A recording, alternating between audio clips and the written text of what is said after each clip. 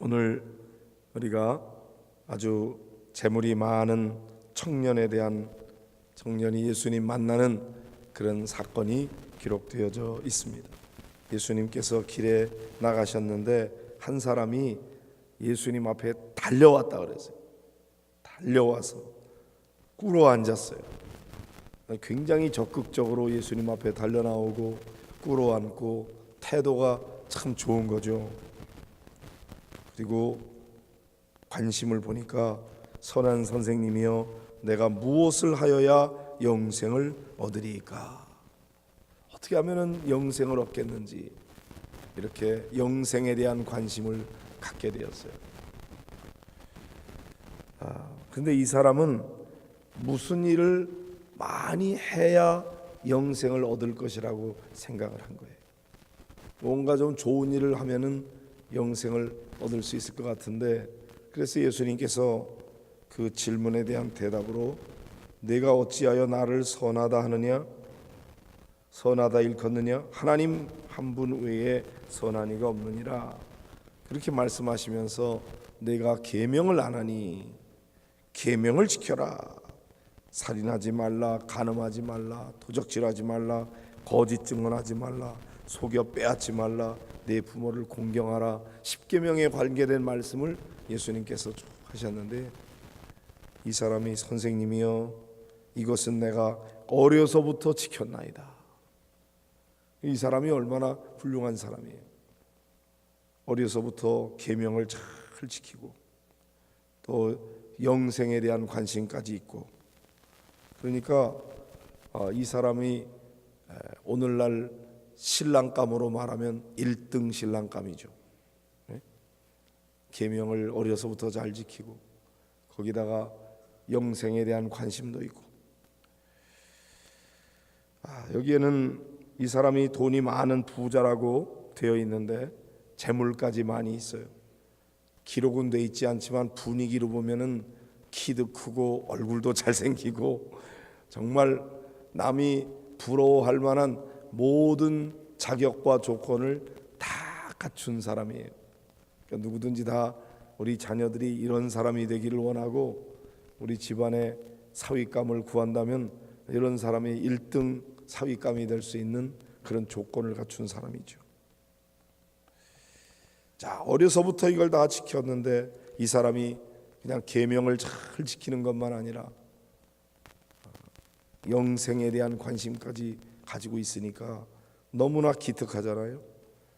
그런데 예수님께서 그럼 됐다 이렇게 말씀하지 아니하시고 그를 보시고 사랑하사, 사랑하는 마음으로 그에게 말씀하시는데 내게 아직도 한 가지 부족한 것이 있으니 가서 내게 있는 것을 다 팔아서 가난한 자들에게 주라. 그리하면 하늘에서 보화가 내게 있으리라. 그리고 와서 나를 따르라. 이렇게 말씀하십니다.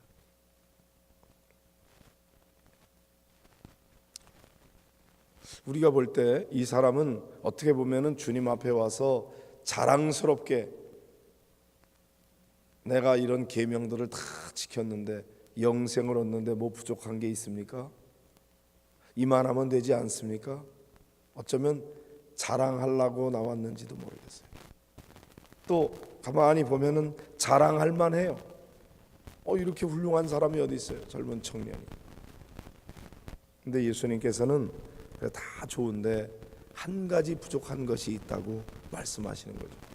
근데 그것이 어떤 다른 선행을 하는 데 있는 것이 아니고, 이 사람의 관심대로 보면은 내가 무엇을 하여야 영생을 얻으리까 그랬으니까 이러이러한 계명을 지켜라 그랬는데 그거 어릴 때부터 다 지켰습니다. 그러면 내가 이런 거를 더 지켜야 된다, 뭔가 다른 거를 말씀하실 것 같은데 예수님께서는 재물에 대한 말씀을 하셨어요. 내게 있는 것을 팔아서 가난한 사람에게 주라. 영생을 얻는 것에 관계되는 말씀을 하시는데 예수님께서 의외로 재물에 대한 말씀을 하십니다. 내가 가지고 있는 그 많은 재물, 그것을 가난한 사람에게 나누어 줘라. 이것이 그 사람이 영생을 얻게 되는데 필요한 조건이라고 말씀하고 있는 거죠. 우리는 우리가 생각하고 기대하는 것과는 다른 말씀을 하시는 거죠.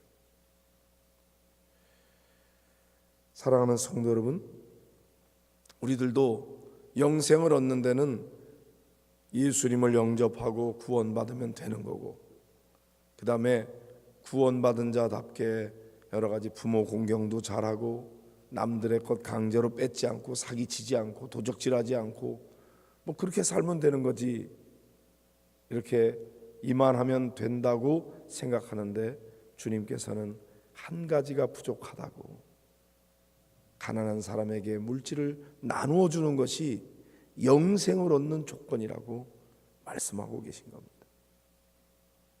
오늘 이 새벽에 나오신 성도들 가운데에도 정말 여러 가지 영생을 얻는 좋은 조건을 다 갖추고 있는데, 그 중에서 유일하게 딱 한 가지 부족한 거, 재물과 관계된 일에 있어서 그것을 나누어 주는 일에는 인색하고, 나 자신이 그저 계명을 지키는 그런 거는 잘하는데 요 아주 사소하게 여겨지는 것 같은, 별로 중요하게 여겨지지 않는 물질을 다른 사람에게, 가난한 사람에게 나누어 주는 일에 부족한 사람은 없는지 한번 생각해 볼 필요가 있습니다.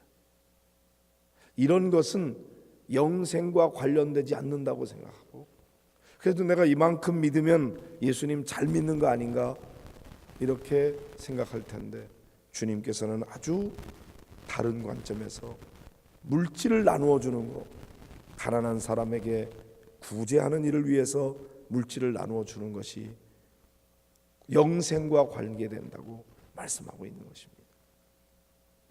예수님을 사랑하는데 얼마만큼 사랑하는가? 물질과 예수님을 비교할 때 무엇을 나는 더 귀하게 여기는가? 가치에 있어서 예수님이 더 귀합니다. 예수님을 위해서라면 내가 물질을 기꺼이 나눌 수 있습니다. 그럴 수 있는가? 아니면 물질을 많이 얻기 위해서 더 부자가 되고 건강한 삶을 살아가기 위해서 예수님을 수단으로 삼고 있지는 않은지. 예수님께서는 이 말씀을 하실 때에 이 사람이 재물이 많은 고로 말씀으로 인하여 슬픈 기색을 띠고 근심하며 가니라. 예수님을 떠나보내서 예수님 말씀이 이 사람에게 근심거리가 되었다고 하는 것이죠. 예수님이 하신 말씀은 다 우리의 생명을 살리고 우리에게 위로가 되고 격려가 되고 그런 말씀이 될 줄 알았는데, 오히려 어떤 때는 예수님 말씀이 내가 기대하는 것과 다른 말씀을 하실 때 근심거리가 될 수가 있다. 예수님 믿으면 더 부자가 될 줄 알았는데 예수님 믿고 영생 얻으려고 그러니까 더 가난한 자가 되라, 이렇게 말씀하시는 거죠. 네가 가지고 있는 거 많이 있잖아, 그것을 가난한 사람에게 나눠줘. 그럼 내가 영생을 얻을 거야. 재물이 있는 사람은 하나님의 나라에 들어가기가 심히 어렵다고 말씀하셨어요. 하나님의 나라에 들어가기가 얼마나 어려운지, 낙타가 바늘기로 나가는 것이 부자가 하나님 나라에 들어가는 것보다 쉽다. 그럼 불가능하다는 얘기 아닙니까? 불가능한 게 아니고 어렵다, 그렇게 말씀하시고요. 그러면 누가 구원을 얻을 수 있겠습니까? 그럴 때 사람으로는 할 수 없으되 하나님으로는 그렇지 아니하니 하나님으로서는 다 하실 수 있느니라. 사랑하는 성도 여러분, 우리가 예수 믿고 부자가 되려고 하는 관심을 가지는데, 예수님께서는 오히려 네가 나를 정말로 제대로 믿으려면 오히려 네가 가지고 있는 것 나누어줘라.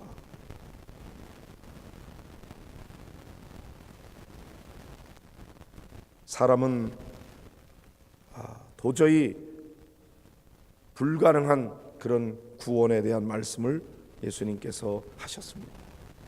오늘도 우리들이 재물에 대한 욕심을 가지고는 하나님의 나라에 들어가기가 어렵다.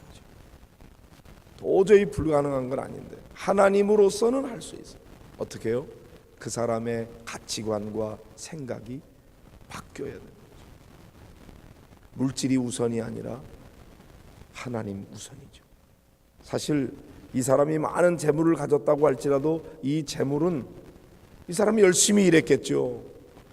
남들보다 더 성실하게 일하고 또 남들보다 더 실력이 있고 재능도 있고 열심도 있고 아이디어도 많고 그래서 많은 돈을 벌었을 거예요. 그러나 이 모든 물질을 얻게 하는데 누가 주었는가?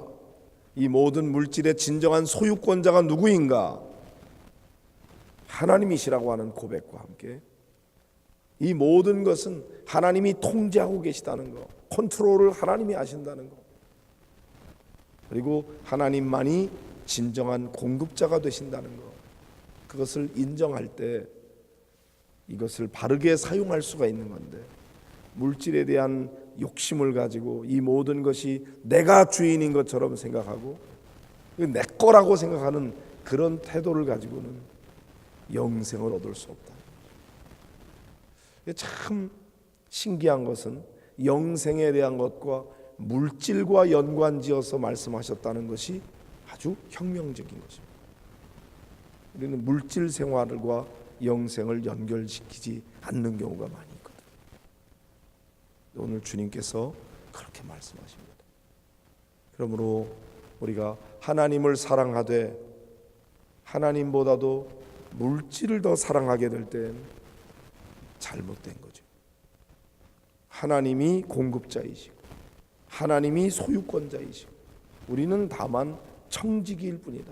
사실 이 땅에 올 때 다 빈손으로 왔고 갈 때에도 빈손으로 갈 수밖에 없는 존재인 것을 우리가 하나님 앞에 고백하면서 이것을 하나님이 주신 것을 하나님의 선한 목적대로 바르게 잘 사용해야 되는데 우리 믿는 사람들 가운데 하나님 앞에 11조를 드렸으면 나머지 10분의 9는 내 마음대로 써도 되는 것처럼 잘못 알고 있는 거죠. 11조만 드리면 나머지는 내 건인 줄 아는데 그렇지 않은 거죠. 10의 10이 모두 다 하나님의 것이고 하나님의 통제 아래 있는 것입니다. 하나님의 것을 하나님께 드리고 나머지도 하나님의 뜻대로 사용해야 되는 거죠. 근데 교회 안에서 많은 성도들이 이 물질에 대한 말씀을 하게 될 때 시험에 많이 들어요. 그게 내 생각과 다르기 때문인 거죠. 이게 왜 내 건데 내 마음대로 써도 되는데 그 생각이 바뀌어야만 영생을 얻을 수 있다는 것입니다. 이 사람이 다 갖췄어요. 계명도 잘 지키고 아주 태도도 반듯하고 긍정적이고 적극적이고 그런데 물질에 대한 것을 놓지 못하는 거죠. 그리고 이것에 대한 욕심을 가지고 움켜쥐게 될 때 이 사람은 결국 예수님의 말씀이 근심거리가 되고 예수님을 떠나가는 사람이 되고 말았다. 정말 많은 것을 갖추어서 예수님의 훌륭한 제자가 될 수 있는 사람이었는데 될 뻔한 사람이었는데 그렇게 되지 못했어요. 예수님을 떠나는 사람이 됐습니다. 혹시나 물질 때문에 예수님을 떠나게 되는 사람이 없으신지요? 물질에 대한 걸 놓지 못해서 사실 그것을 하나님의 선하신 대로 바르게 쓰면 하나님께서 또 공급해 주신다고 하는 믿음이 없는 거죠. 이제까지 번 거 정말 다 하나님의 은혜로 하나님께서 내게 건강 주시고 하나님께서 나에게 열정을 주시고 하나님께서 나에게 재능을 주시고 하나님께서 나에게 지식을 주시고 이 모든 것이 다 하나님께로부터 온 것임을 알아야 되는, 일자리도 마찬가지 하나님이 주셔서 일하게 하는 거고 또 일하고자 하는 의욕도 하나님이 주셔야 일할 수 있는 건데 그 모든 것이 나에게 주신 특별한 하나님의 은혜라고 하는 사실을 깨달을 때 이 모든 것이 다 하나님이 주인입니다 하는 고백이 될 수가 있는데 그렇지 않으면 내가 주인이 되는 거죠. 그때 주님의 말씀이 근심거리가 되고 떠나가게 되는 것입니다. 오늘 우리 자신에게 한번 잘 물어보시기 바랍니다. 나는 하나님이 최우선인가? 물질이 우선인가? 하나님이 주인이신가? 물질이 주인인가? 하나님 앞에 깊이 질문하면서 주님을 만났음에도 불구하고 주님의 말씀이 근심거리가 돼서 주님을 떠나버린 이런 안타까운 재물 많은 청년이 아니라 배와 그물을 버려두고 주님을 좇으니라 말씀하셨던 사람들처럼 나의 귀한 것들을 오히려 주님을 위해서 기꺼이 내어버릴 수 있는 그런 희생과 주님 제일주의로 우선주의로 나아갈 수 있는, 그래서 주님의 귀한 제자가 될 수 있는 그런 성도들이 다 되시기를 주의 이름으로 축복합니다.